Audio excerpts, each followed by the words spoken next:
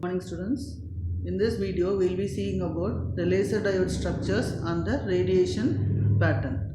So here for the proper operation of the laser diode we have to confine the light in the transverse mode, and the carrier confinement should also be done in between the heterojunction layers there. So here in this case the current that is going to flow should be restricted laterally so that it can flow through a narrow strip along the length of the laser there.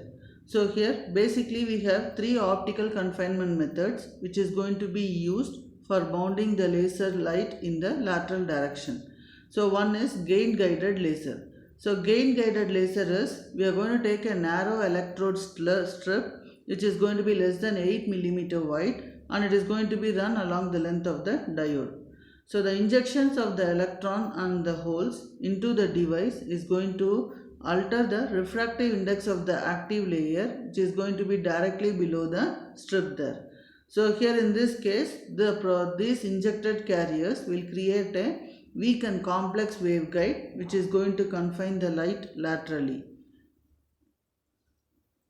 So here your lasers can emit optical powers which is going to exceed greater than 100 milliwatts. So in that case we are going to have strong instabilities and can have high astigmatic and two peak beams. So this is your gain guided laser. So where we are going to have a narrow strip, metallic strip, which is going to be placed over the laser diode. So in this case we are going to inject the electrons and holes, where the electrons or holes are going to be injected under the active layer so that the refractive index of the material changes. So in that case we can see that the light is going to be confined laterally and it is going to flow only along the longitudinal direction there. So basically we have three fundamental structures for confining the optical waves there. So in the gain guided electrons, in the gain guided guide, you are going to have the electrons to be injected there. So in this case we have two peaks which is going to have instabilities are going to be present there. So next type of the dielectric waveguide structures which are going to be fabricated in your lateral direction there. So here we are going to go for the next type, which is nothing but the index guided laser. So in the index guided laser what we are going to do is there is going to be variation in the refractive index of the materials what we are going to use in the structure of the laser diodes. So here it will control the lateral modes in the lasers there. So those lasers are going to be called as your index guided lasers. So suppose if a particular index guided laser is going to support only the fundamental transverse mode and the fundamental longitudinal mode, then we call that type of laser to be a single mode laser there. So in that case that device will emit only a single well collimated beam of light which is going to have an intensity profile that of a Gaussian curve there. So a Gaussian curve means you are going to have the maximum intensity to be at the center, and at the sides it is going to be slowly decreasing there. So the index guided lasers can be either a positive index guided or it can be a negative index guided structure there. So here in the positive index waveguide, the central region is going to have a higher refractive index compared to the surrounding regions there. So in that case all of the guided light which is going to be reflected at the dielectric boundary. That is like how in a fiber between the core and the cladding interface how the light is going to be reflected, the same way the waveguide, the dielectric boundary is going to reflect the light that is going to be passed inside the waveguide there. So here in this case by choosing a proper choice of change in the refractive index and the width of the higher index region, we can say that we can see that the device is going to support only the fundamental lateral mode there. Next is the negative index waveguide. So in the negative index waveguide, the central region of the active layer is going to have a lower refractive index compared to that of the surrounding regions there. So here in this case that the dielectric boundaries, what will happen is a part of the light will be refracted out and a part of the light will be reflected. So the part of the light which is refracted into the surrounding materials, there is going to be a radiation loss that is going to be present there. So the radiation loss is going to be appearing in the far field radiation pattern there. That means that we are going to have a narrow side lobes to be present to the main beam. That results in the radiation loss. So here we are going to have the fundamental mode. If I am going to have only the fundamental mode to be present in this radiation, then in that case it will have less radiation loss than any other mode. So this is your positive guided index, and this is going to be your negative guided refractive index. So in this case, the center region is going to have a higher refractive index compared to the surrounding material. So as a result, the reflection of the wave is going to take place at the dielectric boundaries, and we are going to have only the fundamental mode, and the shape is going to be of a Gaussian shape there. But in the case of a lower refractive index, that is a negative index region, a part of the wave will be reflected back and the remaining will be refracted. So the refracted beams will be it will be lost in the surrounding material there. So because of this refracted beams, you are going to have a narrow side lobes to be present, which is going to result in the radiation loss. So we prefer only your positive guided index laser is going to be preferred compared to these two structures. So next is we are going to go for index guided laser. So index guided laser, it is going to use any one of the fundamental structures there. So one is your buried heterostructure, the second one is a selective diffuse construction, third one is a varying thickness structure, and fourth one is a bent layer configuration.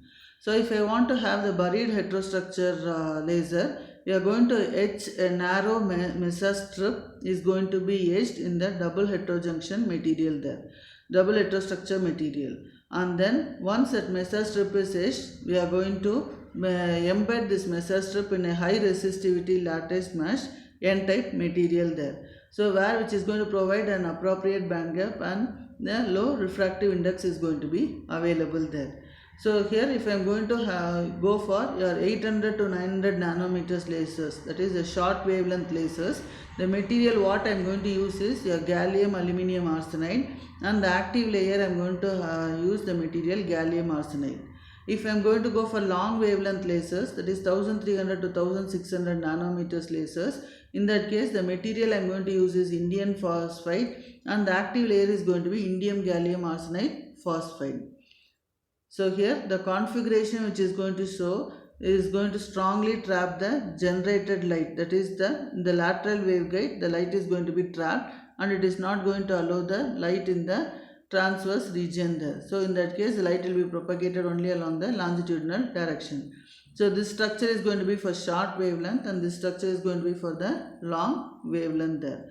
So here the substrate what we are going to use is going to be your gallium arsenide substrate, and the material is your active layer is your gallium aluminum arsenide there. So here this is your structure for your short wavelength and long wavelength. Next is selectively diffuse construction. So selectively diffuse construction means we are going to use a chemical dopant there. So the chemical dopant can be zinc for the gallium aluminum arsenide lasers, and cadmium for indium gallium arsenide phosphide lasers, which is going to be diffused into the active layer immediately below the metallic contact strip. So we are going to selectively diffuse, that means a chemical dopant such as zinc or cadmium is going to be diffused into the active layer immediately below the metallic strip. So when I am going to induce the dopant, the refractive index of the active layer is going to be changed to form a lateral waveguide there. Next method is your varying thickness structure there. So the varying thickness structure is we are going to etch a channel on the substrate into the substrate. So once the channel is going to be etched into the substrate, we are going to grow a layer of crystals are going to be grown over the channel using the liquid phase epitaxy method. So in this case, when the channel is going to be grown, it is going to fill the depressions and it is going to partially dissolve the protrusions there. So thereby we are going to create the variations in the thickness of the active layer and the confining layers. So when an optical wave is going to encounter the increase in the thickness of the thickness or the thicker area, then the positive index waveguide is going to be of higher index material. Then we are going to have a positive index waveguide to be present. In the bent layer structure, what we are going to do is a mesa is going to be etched into the substrate, and then the semiconductor layer, material layers are going to be grown onto this structure using a vapor phase epitaxy to replicate your MESA configuration there. So in that case, the active layer is going to have a constant thickness there. So when the active layer is going to have a constant thickness, your optical wave is going to be propagated along the flat top of this MESA there in the active area. Then we are going to have the lower index material are going to be present outside the bends, which is going to confine the light along the lateral channel.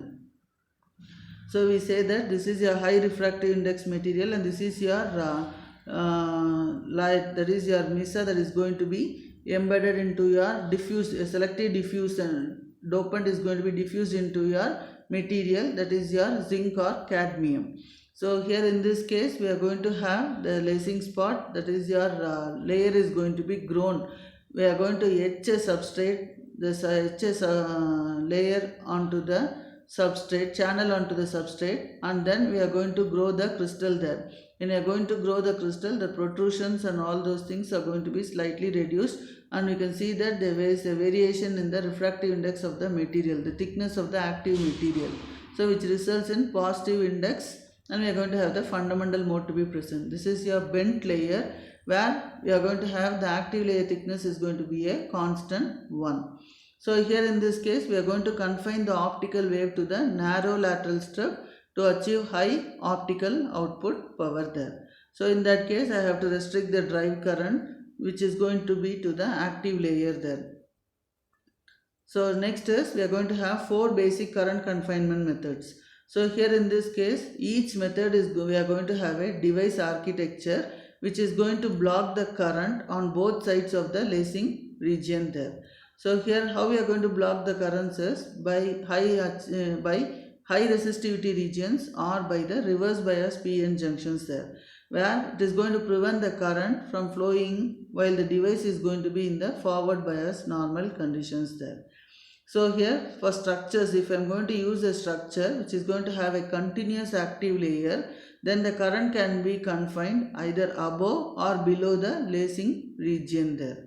So the diodes are going to be forward biased so that the currents will travel from the p-type material to the n-type region. So if I am going to go for a preferential dopant diffusion method, then in that case the partially diffusing a p-type dopant, that is a zinc or a cadmium, through an n-type capping is going to establish a narrow path for the current, and since it is a back bias PN junction is going to block the current outside the diffused region there. Next method is your proton implantation method. Your proton implantation method is going to create a region of high resistivity, thus restricting the current to the narrow path between these regions there. The inner stripe confinement method is nothing but growing the laser structure above the channel, and it is going to be etched into the planar material there. Fourth method is your back bias PN junction is going to restrict the current on both sides of the channel there. So here when the active layer is going to be discontinuous, as in the buried heterostructure, your current can be blocked on both sides of the MESA by growing your PN junctions there that are going to be reverse biased when the device is operating. So here a laser diode can use more than one current confining technique. So these are the 4 basic methods. So in this basic method we are going to have the preferential dopant diffusion. So here a dopant, either zinc or cadmium, is going to be diffused into the n-type substrate, which is going to go and form the lacing beam there. So here this is your active layer, and this is going to see that the light is going to be passed narrowly to the fiber there. So in a proton implementation we are going to have the protons to be implanted using your selective diffusion method, and it is going to be implanted there. So here in this case your inner stripe confinement is we are going to have we are going to etch a channel and then grow the channel. On the top of this channel we are going to grow the crystal to have the varying thickness, and then we are going to have the inner stripe confinement there. So this is regrowth of your back bias PN junction method there. The MESA type structure is going to be etched, and then it is going to be embedded in a high resistivity material there. So a double heterojunction laser, we are going to have the higher order transverse mode which can be excited, that is, it is going to depend on the waveguide thickness and the refractive index differentials of the waveguide boundaries there. If the refractive index differentials are going to be approximately 0.08, then in that case only the fundamental transverse mode will propagate along the active area, and if the active area is going to be thinner than 1 millimeters there. So suppose when I am going to design the width and the thickness of the optical cavity, then I have to have a trade-off between the current density and the output beam width there. So here in this case, if the width or the thickness of the active region is going to be increased, either the width or the thickness of the active region is going to be increased, then narrowing is going to occur at the lateral or the transverse beam widths there, and it is going to be at the expense of your increased threshold current density. So if I am going to go for a positive index waveguide device, which is going to have a lacing spot of 3 millimeters wide by 0.6 millimeters high. So in that case, it is going to have a greater active layer thickness, and only half of the light is going to be traveling in the confining layers there. So here in this case, the lasers can reliably, we can operate the lasers in a continuous wave output powers of 3 to 5 milliwatts.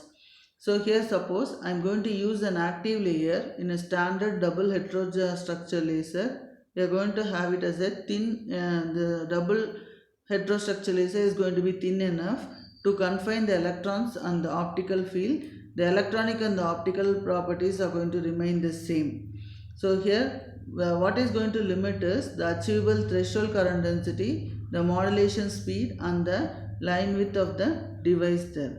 So here we are going to go for the quantum well lasers. So the quantum well lasers are going to overcome the limitations by the active layer thickness around 10 nanometers there. If the active layer thickness is going to be more than 10 nanometers, we can go for quantum well lasers. So when I am going to go for quantum well lasers, we can change the electronic and optical properties can be changed, because the dimensionality of the free electron hole motion is going to be reduced from 3 dimensions to 2 dimensions there. So by restricting the carrier motion, which is going to be normal to the active layer, is going to result in the quantization of the energy levels there. So the possible energy level transitions that is going to lead to the photon emission is going to be designated as del Eij there. So we are going to use single quantum well and multi-quantum well. Lasers have been fabricated and it is going to contain single active region and multiple active regions there. So the layers that are going to separate the active regions are going to be called as your barrier layers there. So the multiple quantum lasers are going to have the better optical confinement, which is going to result in a lower threshold current density there. So the wavelength of the output light can be changed by adjusting the layer thickness there. So here in an indium gallium arsenide quantum well laser, the peak output wavelength moves from 1550 nanometer when D is equivalent to 10 nanometers to 1500 nanometers when D is equivalent to 8 nanometers there. So here in this case we can see that the wavelength of the output light can be changed.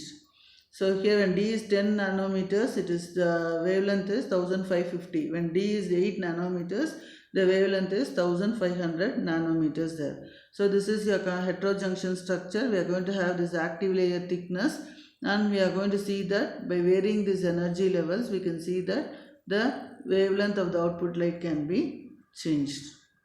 Thank you.